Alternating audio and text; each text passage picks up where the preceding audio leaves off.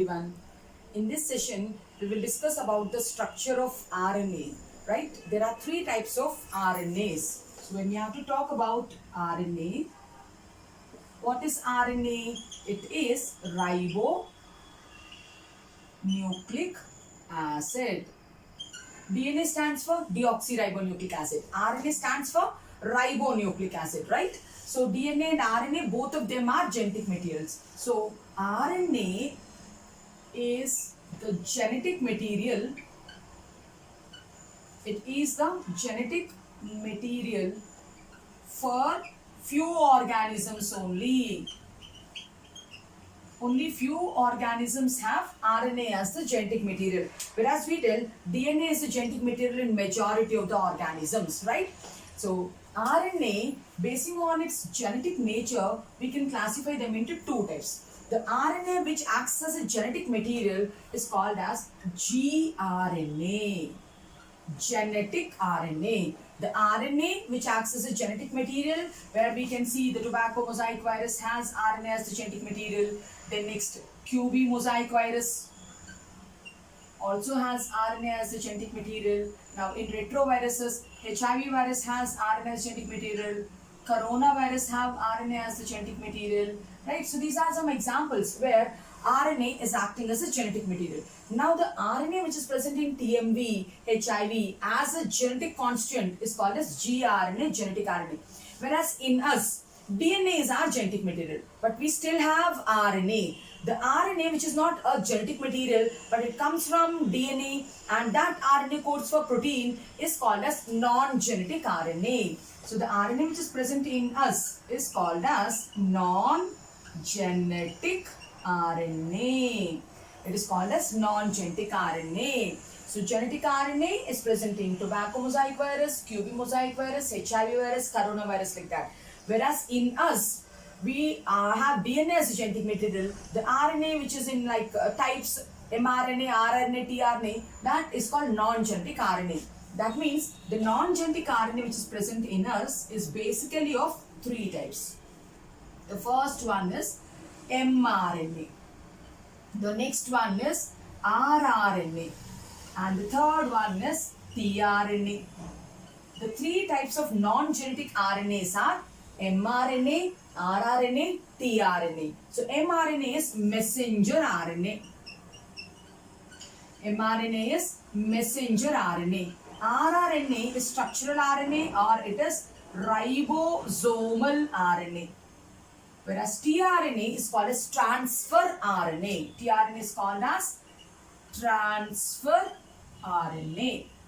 So these three are coming under non-genetic RNAs. So these three RNAs are made from DNA only. Now if you take a cell, inside there is nucleus, this is nucleolus, and this is a gene, DNA. So mRNA and tRNA will be made from the DNA which is present inside the chromatid, whereas rRNA is synthesized from the nucleolus. This is nucleolus, right? Nucleolar DNA will synthesize rRNA. Nucleolar DNA synthesizes rRNA, whereas this chromatin DNA synthesizes mRNA and tRNA. It synthesizes mRNA and tRNA. And these RNAs are not genetic RNAs. They don't have any role in transmission of genetic information. But all these three RNAs are required for the important step called translation. mRNA copies the message, ribosomal RNA will make the ribosomes, tRNA will bring the amino acids. All three together, they help in, what they'll help in? They'll help in protein synthesis. They will help in protein synthesis. What do you mean by protein synthesis? Protein synthesis is called translation. It's called translation. For doing translation, what are the three main things which are required? mRNA, which has to bring the message. rRNA, which has to make the places, ribosomes. tRNA which has to bring the amino acids. So this is our next topic, right? In this, in detail, we'll see what is tRNA, what is mRNA, and what is rRNA. So we'll start with tRNA first. In NCERT 6.6.2, they have given tRNA. So we'll see about that first. After genetic code and mutations, the next topic which goes in NCERT textbook is tRNA, the adapter molecule, 6.6.2. Let's work out that. It's called tRNA. So just now we saw that tRNA is a type of non-genetic RNA. So what is tRNA? It is non-genetic RNA. So T stands for transfer RNA. It is called transfer RNA. So what does it transfers? It carries amino acids to the sites of protein synthesis. tRNA, it carries amino acids. It carries amino acids to the sites of protein synthesis. tRNA will carry amino acids to the sites of protein synthesis. Okay. Now, tRNA, since it is carrying amino acids, it is also called adapter RNA. So, it is also called, what is it also called? It is also called adapter RNA. tRNA, since it is carrying amino acids, it's also called adapter RNA. Before the genetic code is postulated, after the genetic code is postulated only, they have given the name called tRNA. Before the genetic code is postulated, this is called as sRNA. So, before the genetic code was postulated, before deciphering the genetic code, what is it called? It is called as, what is it called? It is called as sRNA. What does sRNA stands for? Small s stands for soluble RNA. It stands for soluble RNA. Afterwards, when they have established its relation, it helps in protein synthesis, then they call it as tRNA. And of all the three RNAs, mRNA, rRNA, tRNA in the cytoplasm, tRNA is the smallest molecule. So, among all three RNAs, this tRNA is smallest. How much small it is? If we have to check the molecular weight, it is 25,000 to 30,000 Daltons. What is the weight? Its weight is 25,000 to 30,000 Daltons. Its sedimentation coefficient, at which S it gets separated when you are doing centrifugation. Its sedimentation coefficient is also very small, 3.85. Its sedimentation coefficient is,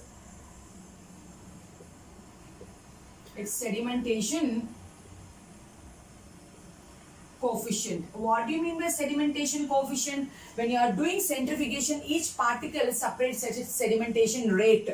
Now this tRNA separates at a sedimentation rate of 3.85 sedimentation, it gets separated. Now, among the three RNAs, what percentage tRNA will hold? mRNA will hold how much percent? rRNA will hold how much percent? Like that, if you see, tRNA occupies 10 to 15% of the total RNAs in the cytoplasm. So, 10 to 15% tRNA is seen out of total RNAs. Out of total RNA, the percentage of tRNA is 10 to 15%. The sedimentation coefficient is 3.85. Its molecular weight is 25,000 to 30,000 Daltons. It is the smallest RNA. The earlier name of it is soluble RNA. And like number of nucleotides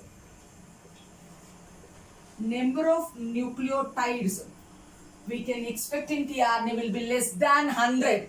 They will be less than 100. That much small it is. less than 100 nucleotides will be there. That much small RNA it is, right? Now, any RNA, its linear structure is called primary structure. Its helical structure is called secondary structure. Its compact structure is called tertiary structure. So, tRNA also exhibits linear conformation. The linear conformation means it's a straight chain. It's a straight polynucleotide chain. Now, wherever there is base pairing, wherever there is complementarity, they try to pair. That means it forms helical structures. So, that is called secondary structure. So, the secondary structure of tRNA, the secondary structure of tRNA was given by Robert Holley in the year 1968. The secondary structure of tRNA was proposed by, who proposed the secondary structure? It was proposed by Robert Holley in the year 1968. He told the secondary structure of tRNA resembles like a clover leaf. A spice is there, clove, right? So it resembles like a clover leaf. The secondary structure of tRNA proposed by Robert Holley, it resembles like clove leaf. So we call it as clover leaf model. We call it as clover leaf model. And for which tRNA did he explain the structure? He first explained the structure for yeast tRNA, which is carrying alanine. So alanine tRNA structure he first saw. Yeast alanine tRNA structure first he saw in the year 1968, and he told it resembles like a clover leaf. In the next board we will draw the picture and I'll tell the detailed structure of the clover leaf model. Whereas when you have to talk about the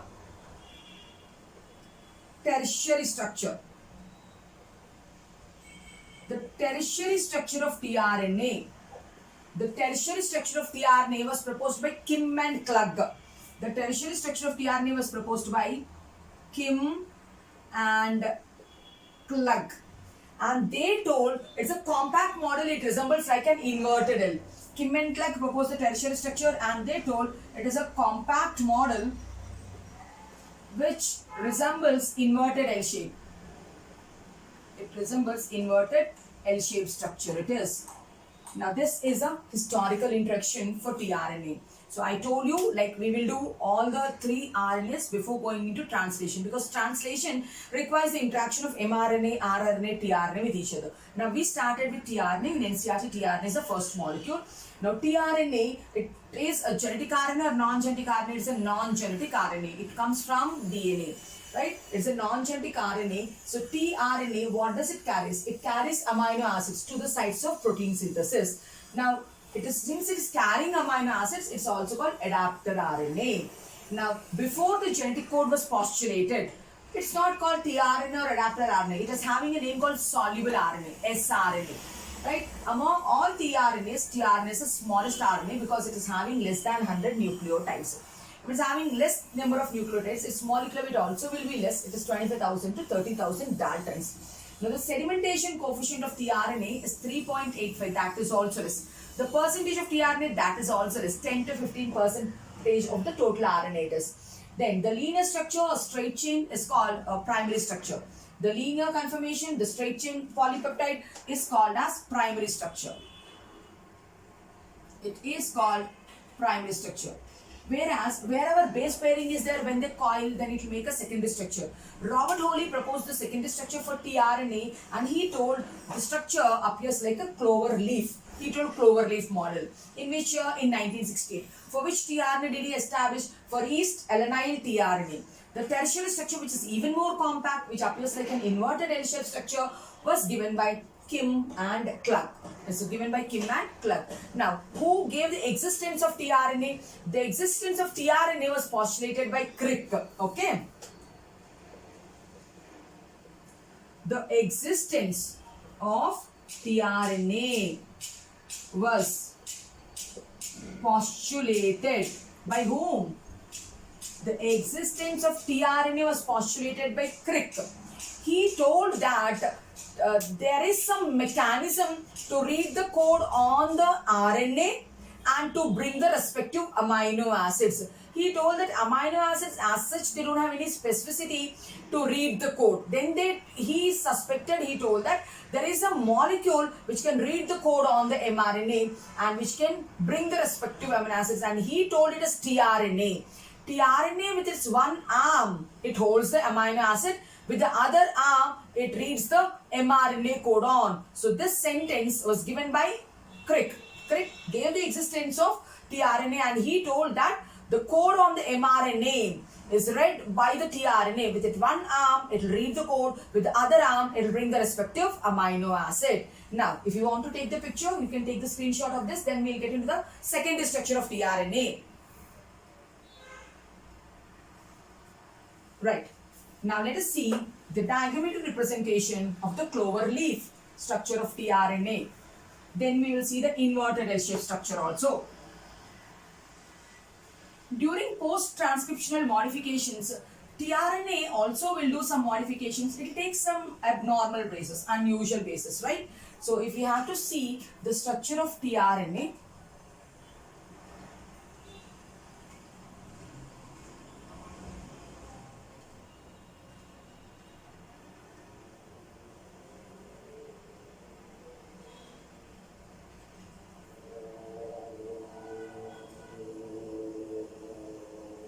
there is one loop. Let's make another loop also. Here I made another loop. And there is a small loop here, which is called variable loop. We'll make one more loop here. There is another loop this way. And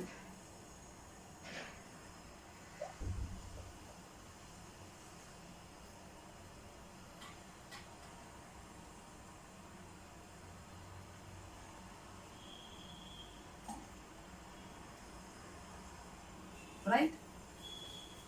So this is the structure of tRNA. This is the structure of tRNA. So as usual, this is the 5' end and this is the 3' OH end of tRNA. This is the 5' end. We'll make 5' end little small because 3' end will be big. So this is a 5' end and that is the 3' end of the tRNA structure. Now I told there are three main loops. This loop is called as D loop. You can also call it as DHU loop.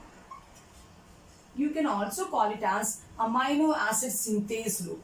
You can also call it as amino acid synthase loop. This loop is called as anticodon loop. And this loop is called as variable loop. And this loop is called as T psi C loop. This loop is called as T psi C loop, or we can call it as T loop, or we can call it as ribosomal loop. This is a place where it binds to ribosome. There are four loops, 1, 2, 3 and 4, and 4 stems, 1, 2, 3 and this. So this stem where base pairing is there, when complementary base pairing is there, then they make a stem. When complementary base pairings are not there, then they repel and they make the loops. So here base pairing is there, so that is why they are forming a stem. Base pairing is there, that's why they are forming a stem. So we'll show the base pairing. And the stems are named after the loops only. That means this here also there's base pairing. Here also there is base pairing between the bases here. Now if this is DHU loop, this is DHU stem. If this is anticodon loop, This is anticodon stem. And this is T-Cy loop. Then this is T-Cy stem. And this is a 5' arm. It is a 5' end. 5' arm. And this is a 3' arm. Now tRNA at the 3' end during post-transcription modifications, it takes 3 bases called CCA. So it has CCA unpaired bases at the 3' end. So which is identified by the amino acid, and then the amino acid comes and binds here. Since the amino acid comes and occupies this region, we can also call the 3' end as amino acid acceptor arm.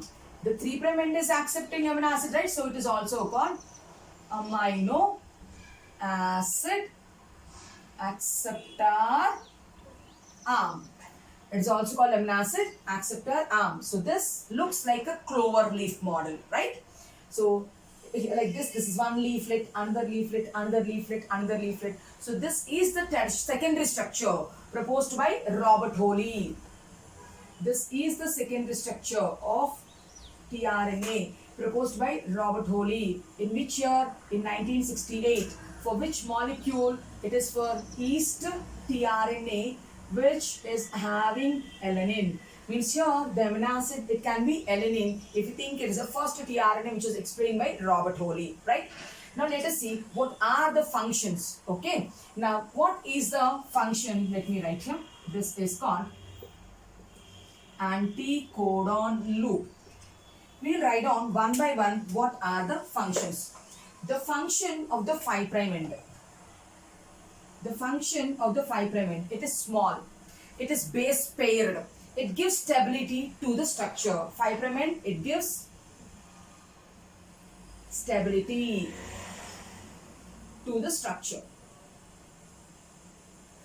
Then after 5' end, this is 5' arm. After that you are having D loop or DHU loop. What is the function of the DHU loop? DHU loop stands for an unusual base called dihydrouridine. So there are 5 to 7 bases here. So 1, 2, 3, 4, 5, 6, 7. There are 5 to 7 bases here. In that, there is one base which is called DHU base, dihydrouridine. So since it's an modified base, you can label it with the DHU. So it's called DHU loop. DHU stands for a modified base called dihydrouridine. It is called dihydrouridine, which is a modified base which is present in the loop. And what is the function of the DHU loop? I told during protein synthesis it has to accommodate some enzymes like amino acid synthase. So DHU loop interacts with the enzyme during protein synthesis, which is called amino acid synthase. So that's why DHU loop is also called amino acid synthase loop. What's the function? So it provides space for amino acid synthase enzyme. It provides space for amino acid synthase enzyme. It gives space for the enzyme to come and bind here and do its function. Then comes anticodon loop. Next loop is anticodon loop. Now Crick told that tRNA with one end it reads the code, with the other end it brings the respective amino acid. So the anticodon loop of tRNA, has bases. The anticodon loop of tRNA has bases which are complemented to the codon of mRNA. So anticodon loop, what it will do? It will interact with the codon of mRNA. They interact with the codon of mRNA. Which RNA? With the codon of mRNA. So this specificity will help to bring specific amino acid. So it helps to bring specific amino acid. For example, on the mRNA, if the code is GGG, we have seen the genetic code table, GGG codes for glycine. then on the tRNA, the anticode should be CCC. So this is what is called specificity. On the mRNA, if GGG is there on the codon region, on the tRNA anticodon region, CCC will be there. That is the role of anticodon loop. Then comes a variable loop. What's the function of this variable loop? What is the function of variable loop? Now, tRNA is carrying amino acids. How many proteinaceous amino acids are there? 20 proteinaceous amino acids are there. That means how many tRNAs will be there? If you take for each amino acid 1 tRNA, then 20 tRNAs should be there. So each tRNA has a different variable loop. In one variable loop, the number of nucleotides can be 3. Another one 4, another one 5, another one 6. Since the number of nucleotides present in this variable loop are variable, they call it as a variable loop. And variable loop in specific, it doesn't have any function. It will not hold any function. So variable loop, no particular function. It doesn't have any particular function, and the number of nucleotides in this variable loop keep changing from one particular tRNA to another particular tRNA. The next comes as T-Sci-C loop. The next one is T-Sci-C loop. What is the function of T-Sci-C loop? First of all, why is it called T-Sci-C loop? T stands for thymidine. Sci stands for pseudouridine. C stands for cytidine. Here also 7 bases will be there. So 1, 2, 3, 4, 5, 6, 7. In that, the central 3 bases, this is T, this is Psi, this is C. So actually RNA should not have thymidine. You remember, it should have uracil. But if it has thymine, it's an abnormal base then. So it is having thymidine. Below that it is having another modified base called pseudouridine. These two are with the cytidine. So that's why they named this loop as T-Sci-C loop. I told you, like, translation is an interaction of all the 3 RNAs. So this is a region where tRNA is interacting with mRNA. Now, which region of tRNA interacts with rRNA then? Here. That is why it's called ribosomal loop. So T-Sci-C loop helps tRNA to interact with ribosome or rRNA. tRNA interacts with mRNA here. tRNA interacts with rRNA here. This loop, no particular function. This loop, enzyme will be there. And then the last arm is amino acid acceptor arm. Amino acid acceptor arm. The CCA sequence at the 3' OH group of the amino acid acceptor arm will help the amino acid to identify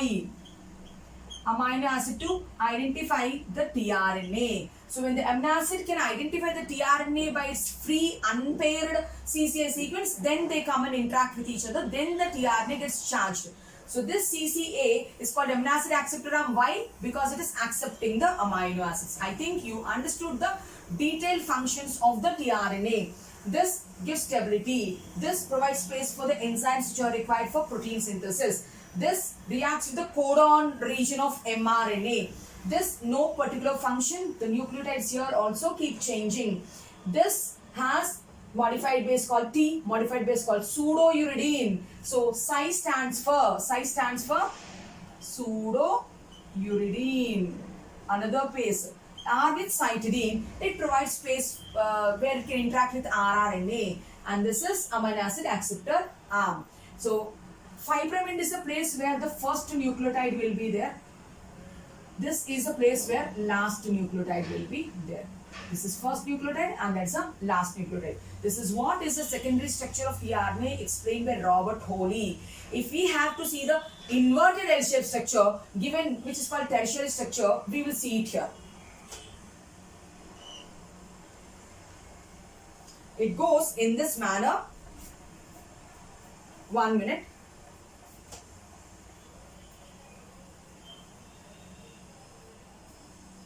Yeah.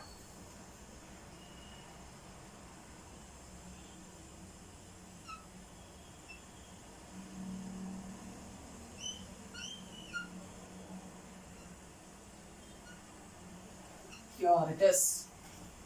This is the tertiary structure. What is this? This is the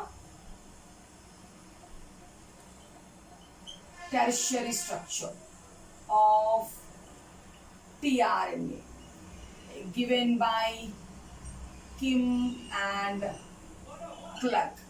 This is the 5' end and this is the 3' end CCA sequence. This is CCA sequence. Here is variable loop. This one is anticodon loop. This one is anticodon loop and the corner will be T psi C loop. This is DHU loop. So this region is DHU loop. This region is T psi C loop. This is variable loop and this is anticodon loop. And we need to show base pairings also.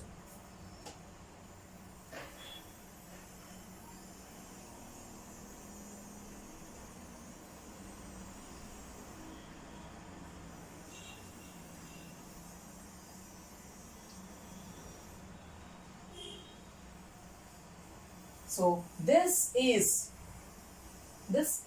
the structure of tRNA proposed by Kim and Clark, which is called the tertiary structure. And in simple manner, you can represent it in this manner also. It is inverted L-shaped model, right? It is like an inverted L-shaped structure, isn't it? Like this. We can simply represent in this manner also. And here we can write amino acid. And here we can take the anticodon loop. This is anticodon loop and this is an amino acid is there. Means this is the 5' end and this will be the 3' end. And this is the simplest representation of the tertiary structure. This is the simplest representation of the tertiary structure of tRNA molecule. So I think you clearly understood what is the composition, what are the roles, what are the functions of the tRNA and why it is called adapter RNA, why it is called soluble RNA, why it is called transverse RNA. In the next session, we will discuss about the structures of mRNA and rRNA also. Hope you understood the lecture. If you like the content, like, share and subscribe to my channel. Thank you.